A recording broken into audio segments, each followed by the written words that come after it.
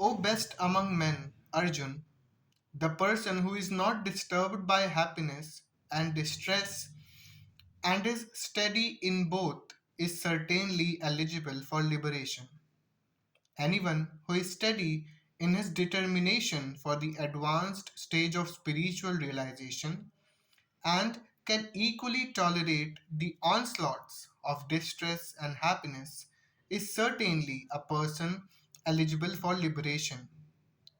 In the Varnashrama institution, the fourth stage of life, namely the renounced order or sannyas, is a painstaking situation, but one who is serious about making his life perfect surely adopts the sannyas order of life in spite of all difficulties.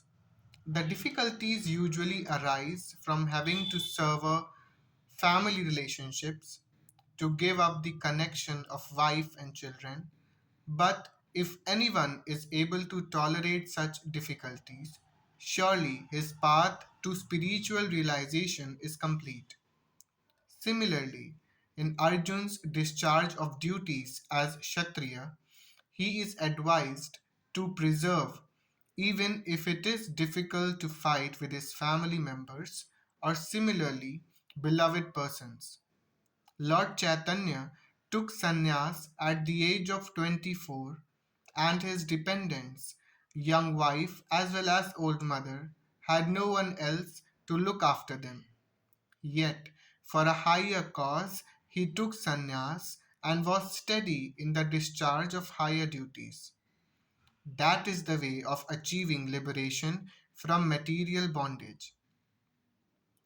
Those who are seers of the truth have concluded that of the non existent, the material body, there is no endurance, and of the eternal, the soul, there is no change. This they have concluded by studying the nature of both.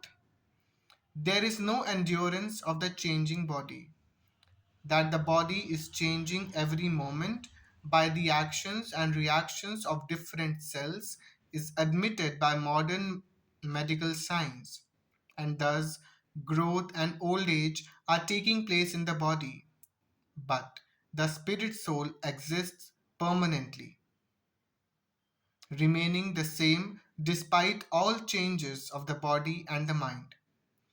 That is the difference between matter and spirit. By nature, body is ever changing and the soul is eternal. The conclusion is established by all classes of seers of truth, both impersonalist and personalist. In the Vishnu Puran, it is stated that Vishnu and his abodes all have self illuminated spiritual existence. The words existent and non existent refer only to spirit and matter. That is the version of all seers of truth. This is the beginning of the instruction by the Lord to the living entities who are bewildered by the influence of ignorance.